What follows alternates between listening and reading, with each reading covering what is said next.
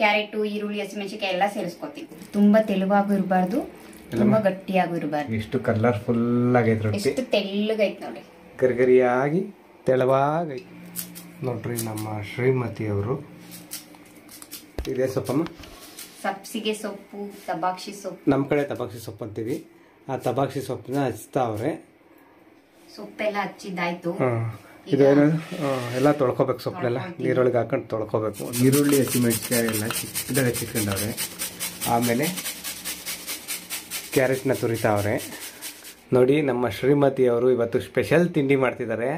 ಆ ತಿಂಡಿ ಮಾಡೋದಕ್ಕೆ ಏನೇನು ತಗೊಂಡವ್ರೆ ಅಂದರೆ, ಇದೇನಿಟ್ಟಮ್ಮ? 2 ಗ್ಲಾಸ್ ಅಕ್ಕಿ ಹಿಟ್ಟು ಜರಡಿ ಮಾಡಿ ತೆಗೆದಿಟ್ಟಿರೋ ನೀರು ಕುಡಿಯೋ ಗ್ಲಾಸಲ್ಲಿ 2 ಗ್ಲಾಸ್ ಅಕ್ಕಿ ಹಿಟ್ಟು. ಇದು ಆ ಕಪ್ಪಲ್ಲಿ 1 ಕಪ್ ಗೋಧಿ ಹಿಟ್ಟು. ಇದು ಗೋಧಿ ಹಿಟ್ಟ? ರವೆ ಅರ್ಧ ಕಪ್ಪು ರವೆ, ಅರ್ಧ ಕಪ್ಪು ಕಡಲೆ ಹಿಟ್ಟು, ರುಚಿಗೆ ತಕ್ಕಷ್ಟು ಉಪ್ಪು. ಆಮೇಲೆ ಇಲ್ಲಿ ತರಕಾರಿನಲ್ಲಿ ಈರುಳ್ಳಿ 2 ಮೀಡಿಯಂ ಸೈಜ್ 2 ಈರುಳ್ಳಿ ಸಣ್ಣ ಕಟ್ ಮಾಡಿ ಇಟ್ಕೋಬೇಕು. 1 6 ಹಸಿಮೆಣಸಿನಕಾಯಿನ ಸಣ್ಣ ಕಟ್ ಮಾಡಿದೀನಿ. ನೀವು ಖಾರ ನೋಡ್ಕೊಂಡು ಸೇರಿಸ್ಕೋಬಹುದು ಹಸಿಮೆಣಸಿನಕಾಯಿನ. ಮೀಡಿಯಂ ಸೈಜ್ 2 ಕ್ಯಾರೆಟ್ ನ ಸಣ್ಣ ತುರಿಯಲ್ಲಿ ತುರಿದಿಟ್ಕೊಂಡಿದ್ದೀನಿ. ಸಣ್ಣದಾಗೆಲ್ಲ ಕಟ್ ಮಾಡಿಕ್ಕಿದ್ರಲ್ಲ, ತೊಳೆದಿಟ್ಕೊಂಡವ್ರೆ. ಅದೆಲ್ಲ ಸೊಪ್ಪು ತಗೊಂಡವ್ರೆ. ನೀವು ಬೇಕು ಅಂದ್ರೆ ಮೆಂತ್ಯ ಸೊಪ್ಪನ್ನ ಸಣ್ಣ ಕಟ್ ಮಾಡಿ ಸೇರಿಸ್ಕೋಬಹುದು. ಹಾಗೆ ಕ್ಯಾರೆಟ್ ಜೊತೆ ಮನೇಲಿ ಏನಾದ್ರು ಮೂಲಂಗಿ ಇದ್ರೆ 1 ಮೂಲಂಗಿನೂ ತುರಿದ್ಬಿಟ್ಟು ಸೇರಿಸ್ಕೋಬಹುದು, ಚೆನ್ನಾಗಿರುತ್ತೆ. ಹೌದಾ? ಓಕೆ. ಈಗ ಏನ್ ಮಾಡ್ಬೇಕು? ಇದನ್ನೆಲ್ಲ ಮಿಕ್ಸ್ ಮಾಡಿ ಕಲಸಿಟ್ಕೋಬೇಕು. ಹೌದಾ? ಸರಿ. ಈಗ ಕಲಸೋದಕ್ಕೆ ಒಂದು ದೊಡ್ಡ ಪಾತ್ರೆ ತಗೋತೀನಿ. ಈಗ ಫಸ್ಟ್ ನಾನು ಕಟ್ ಮಾಡಿರೋ ಸೊಪ್ಪು, ಕ್ಯಾರೆಟ್, ಈರುಳ್ಳಿ, ಹಸಿಮೆಣಸಿನಕಾಯಿ ಎಲ್ಲ ಸೇರಿಸ್ಕೋತೀನಿ. ಹೌದಾ?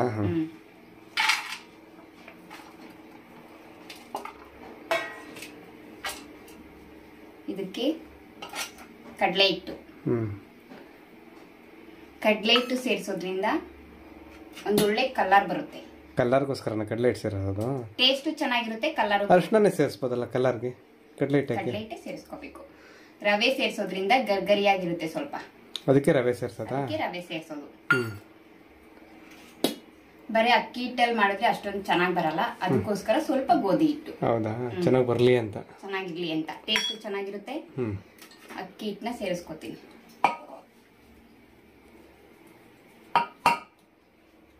ಯಾಕೆ ಅಕ್ಕಿ ಹಿಟ್ಟು ಉಳಿಸಿದ್ಯಾ? ಇನ್ನೊಂದು ಸ್ವಲ್ಪ ನೋಡೋಣ ಜಾಸ್ತಿ ಆಗ್ಬಿಟ್ರೆ ಅಂತ. ರುಚಿಗೆ ತಕ್ಕಷ್ಟು ಉಪ್ಪು ಹಾಕ್ಲೇಬೇಕಾ? ಉಪ್ಪು ಬೇಕೇ ಬೇಕು. ನೀರ್ ಸೇರಿಸಬಾರ್ದು. ಫಸ್ಟ್ ಒಂದ್ಸರಿ ಎಲ್ಲ ಚೆನ್ನಾಗಿ ಮಿಕ್ಸ್ ಮಾಡ್ಕೊಂಡು ಕಲ್ಸ್ಕೋಬೇಕು. ಹಿಂಗೆ ಡ್ರೈ ಕಲ್ಸ್ಕೋಬೇಕು, ನೀರು ಸೇರಿಸಬಾರ್ದು.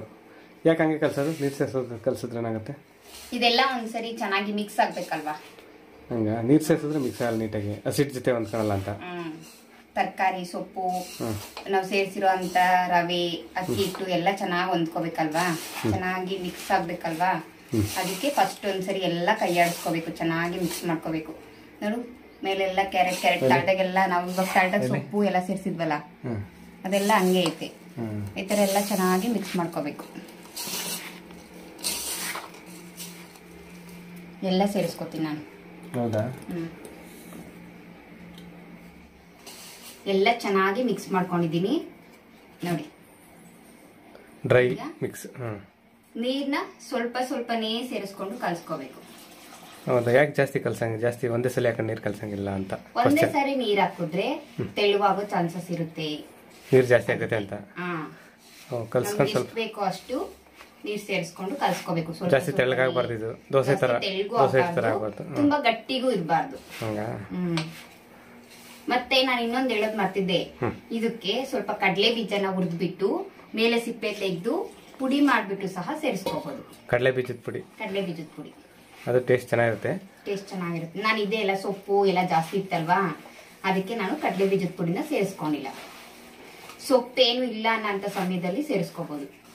ಕ್ಯಾರೆಟ್, ಈರುಳ್ಳಿ, ಹಸಿಮೆಣಸಿನಕಾಯಿ, ಕಡಲೆ ಬೀಜದ ಪುಡಿ ಇಟ್ಟಿದ್ರೆ ಸಾಕು.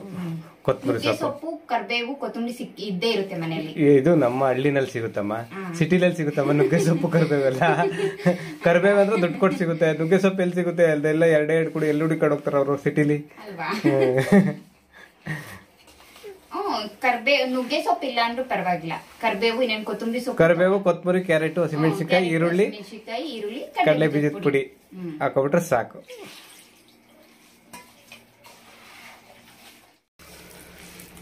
ನೋಡಿ, ಈ ರೀತಿ ಕಲ್ಸ್ಕೋಬೇಕು. ತುಂಬಾ ತೆಳುವಾಗೂ ಇರಬಾರ್ದು, ತುಂಬಾ ಗಟ್ಟಿಯಾಗೂ ಇರಬಾರ್ದು. ಹಿಂಗಿರ್ಬೇಕಾ? ಈ ಅದಕ್ಕಿರ್ಬೇಕು. ಈಗ ಇದನ್ನ ಒಂದು ಪ್ಲೇಟ್ ಮುಚ್ಚಿ ಒಂದು 15ರಿಂದ 20 ನಿಮಿಷ ಆಗೇ ಬಿಡ್ತೀನಿ. ರವೆ ಎಲ್ಲ ನೆನ್ಕೋಬೇಕಲ್ವಾ ಅದಕ್ಕೋಸ್ಕರ. ಓ, ಇದು ಕಲ್ ಸಿಕ್ಕಿದ ತಕ್ಷಣನೇ ಮಾಡ್ಕೊಳಂಗಿಲ್ಲ? ಮಾಡ್ಕೊಳಕ್ಕಾಗಲ್ಲ. ರವೆ ಸೇರ್ಸಿಲ್ಲ ಅಂದ್ರೆ ಮಾಡ್ಕೋಬಹುದು, ಒಂದ್ 5 ನಿಮಿಷ 10 ನಿಮಿಷ ಬಿಟ್ಟು. ರವೆ ಸೇರ್ಸಿರೋದ್ರಿಂದ ರವೆ ನೆನ್ಕೋಬೇಕಲ್ವಾ, ಅದಕ್ಕೋಸ್ಕರ ಒಂದ್ 15ರಿಂದ 20 ನಿಮಿಷ ಬಿಡಬೇಕು. ಟೈಮ್ ಇಲ್ಲ ಅನ್ನೋಂತರು 15 ನಿಮಿಷಕ್ಕೆ ಮಾಡ್ಕೋಬಹುದು. ಟೈಮ್ ಇದೆ ಅಂದ್ರೆ 20 ನಿಮಿಷ, ಅರ್ಧ ಗಂಟೆ ಬಿಟ್ಕೋಬಹುದು.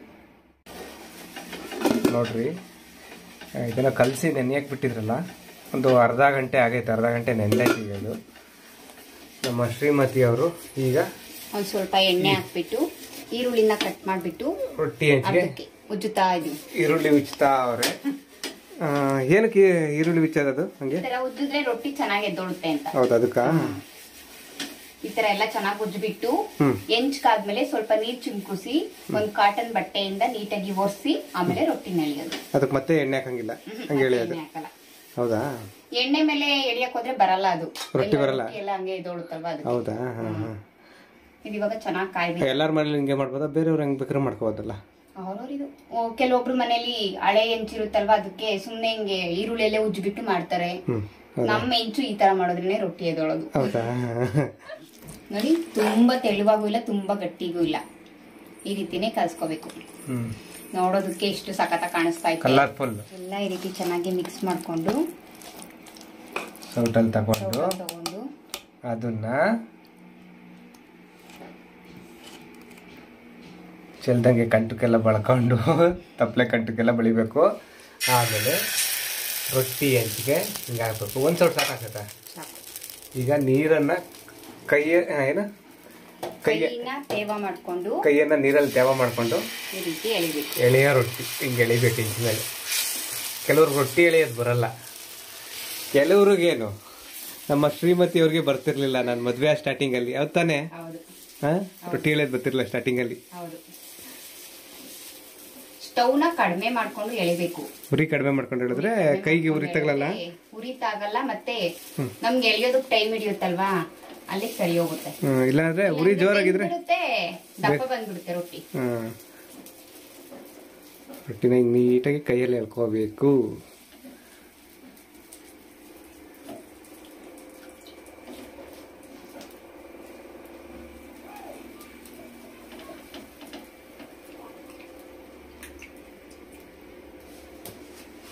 ಕೈ ಒರೆಸ್ಕೋಬೇಕಾ? ಅವಾಗ ಒರೆಸ್ಕೊಂಡು ಹೈ ಫ್ಲೇಮಲ್ಲಿ ಇಟ್ಟು ಮೀಡಿಯಂ ಫ್ಲೇಮಲ್ಲಿ ಇಟ್ಟು ಬೇಯಿಸ್ಕೋಬೇಕು.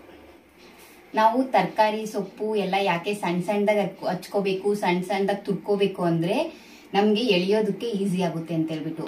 ದೊಡ್ಡ ದೊಡ್ಡದಾಗ ಕಟ್ ಮಾಡಿ ಎಳಿಯೋದಕ್ಕೆ ಹೋದ್ರೆ ನೀಟಾಗಿ ಬರಲ್ಲ ರೊಟ್ಟಿ. ತೆಳ್ಳಗೂ ಬರಲ್ಲ, ನೀಟಾಗೂ ಬರಲ್ಲ. ಸಣ್ಣ ಸಣ್ಣದಾಗ ಕಟ್ ಮಾಡಿ ಸಣ್ಣ ತುರಿಯಲ್ಲಿ ತುರ್ಕೊಂಡ್ ಮಾಡಿದ್ರೆ ನೀಟಾಗಿ ತೆಳ್ಳುಗೆ ರೊಟ್ಟಿ ಬರುತ್ತೆ. ಈಗ ಒಂದ್ 2.5 ನಿಮಿಷ 3 ನಿಮಿಷ ಬೇಯಬೇಕು ಮೀಡಿಯಂ ಫ್ಲೇಮ್ ಅಲ್ಲಿ. ಬೆಂದಿರುತ್ತಾ? ಬೆಂದಿರುತ್ತೆ. ನೋಡೋಣ ಹಂಗಾರೆ. ಬೆಂದೈತೆ ಇವಾಗ ಇದು? ಇದಕ್ಕೇನು ಎಣ್ಣೆ ಏನು ಹಾಕಂಗಿಲ್ಲ? ಬೇಕು ಅಂದ್ರೆ ಹಾಕೋಬಹುದು, ನಾನು ಹಾಕಲ್ಲ. ಎಷ್ಟು ಕಲರ್ಫುಲ್ ಕಾಣ್ತೈತೆ ರೊಟ್ಟಿ.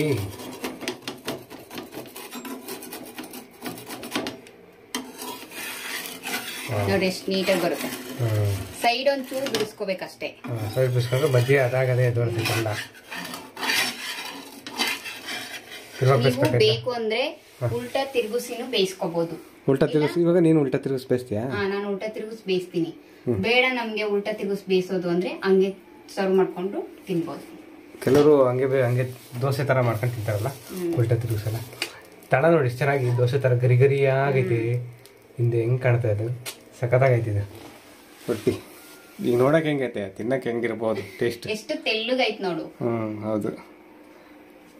ಬೇಕು ಅಂದ್ರೆ ಎಣ್ಣೆ ಹಾಕೋಬಹುದು, ನಾನು ಎಣ್ಣೆ ಹಾಕಲ್ಲ.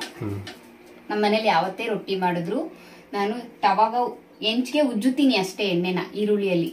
ಮತ್ತೆ ಪ್ರತಿ ಸರಿನೂ ಎಣ್ಣೆ ಹಾಕಿ ಉಜ್ಜಲ್ಲ ನಾನು. ಈ ಈರುಳ್ಳಿಯಲ್ಲಿ ಎಣ್ಣೆ ಇರುತ್ತಲ್ವಾ, ನಾವು ಫಸ್ಟ್ಗೆ ಹಾಕಿ ಉಜ್ಜಿದಾಗ ಇದನ್ನೇ ಉಜ್ಬಿಟ್ಟು 4 ರೊಟ್ಟಿ 5 ರೊಟ್ಟಿ ಆದ್ಮೇಲೆ ಅದು ರೊಟ್ಟಿ ಎದ್ದೊಳಲ್ವಲ್ಲ ಅಂತ ಟೈಮಲ್ಲಿ ಒಂದ್ ಸ್ವಲ್ಪ ಎಣ್ಣೆ ಹಾಕಿ ಮತ್ತೆ ಉಜ್ಜುತ್ತೀನಿ. ಉಜ್ಬಿಟ್ಟು ಆಮೇಲೆ ಬಟ್ಟೆಲಿ ನೀರ್ ಹಾಕಿ ಬಟ್ಟೆಲಿ ಒರೆಸ್ಬಿಟ್ಟು ಮತ್ತೆ ಒಂದ್ 4-5 ರೊಟ್ಟಿ ಹಾಕೋರ್ಗು ಸುಮ್ನೆ ಈರುಳ್ಳಿಯಲ್ಲಿ ಉಜ್ಬಿಟ್ಟು ಹಂಗೆ ರೊಟ್ಟಿ ಎಳಿತೀನಿ. ಆಯ್ತಾ ರೊಟ್ಟಿ ರೆಡಿನಾ? ಇಷ್ಟು ಕಲರ್ಫುಲ್ ಆಗೈತೆ ರೊಟ್ಟಿ, ಎಷ್ಟು ತೆಳ್ಳಗೈತೆ ನೋಡಿ, ಗರಿಗರಿಯಾಗಿ ತೆಳವಾಗೈತೆ ನೋಡ್ರಿ. ಗರಿ ಆದ ರೊಟ್ಟಿ ರೆಡಿ ಆಗೈತೆ. ಅದ್ರ ಜೊತೆ ಉಳ್ಸೊಪ್ಪು ಸಾಂಬಾರು ರೆಡಿ ಇದೆ. ಅದು ಉಳ್ಸೊಪ್ಪು ಸಾಂಬಾರು, ತಂಗ್ಳು ಉಳ್ಸೊಪ್ಪು ರಾತ್ರಿದು. ಮಸೊಪ್ಪು ಸಾಂಬಾರು ಜೊತೆಗೆ ಕಾಯಿ ಚಟ್ನಿ ಮಾಡಿದೀನಿ. ಅಕ್ಕಿ ರೊಟ್ಟಿಗೆ ಕಾಯಿ ಚಟ್ನಿ ಸಖತ್ತಾಗಿರುತ್ತೆ. ಕಾಯಿ ಚಟ್ನಿನ ರೊಟ್ಟಿಗೆ ಗಟ್ಟಿಗೆ ಮಾಡ್ಕೋಬೇಕು. ಚಟ್ನಿ ತೆಳ್ಳಗೆ ಮಾಡ್ಕೊಂಡು ರೊಟ್ಟಿ ಚೆನ್ನಾಗಿ, ರೊಟ್ಟಿ ಜೊತೆ ಚೆನ್ನಾಗಿರಲ್ಲ, ಅದಕ್ಕೆ. ಅದೆಲ್ಲ ಸರಿ. ಈ ರೆಸಿಪಿ ಹೆಸರೇನು ಅಂತಾನೆ ಹೇಳಲಿಲ್ಲ. ಈ ರೆಸಿಪಿ ಹೆಸರು ಮಸಾಲಾ ಅಕ್ಕಿ ರೊಟ್ಟಿ. ಮಸಾಲಾ ಅಕ್ಕಿ ರೊಟ್ಟಿ ನೋಡ್ರಿ, ನಮ್ಮ ಮನೇಲಿ ರಾತ್ರಿ ಉಳ್ಸೊಪ್ಪು ಮಾಡಿ ಮಿಕ್ಕಿದ್ರೆ ಬೆಳಿಗ್ಗೆ ಗ್ಯಾರಂಟಿ ರೊಟ್ಟಿ ಮಾಡ್ತೀವಿ. ಇದೇ ರೊಟ್ಟಿ ಅಂತಲ್ಲ, ರೊಟ್ಟಿ ಮಾಡ್ತೀವಿ.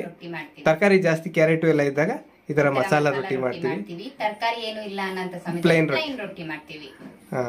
ಉಳ್ಸೊಪ್ಪು ಜೊತೆ, ತಂಗ್ಳು ಉಳ್ಸೊಪ್ಪು ಜೊತೆ ಸಖತ್ತಾಗಿರ್ತದೆ ರೊಟ್ಟಿ. ಇದ್ರ ಜೊತೆ ಕಾಯಿ ಚಟ್ನಿ ಸಖತ್ತಾಗಿರುತ್ತೆ ಹಂಗೆ.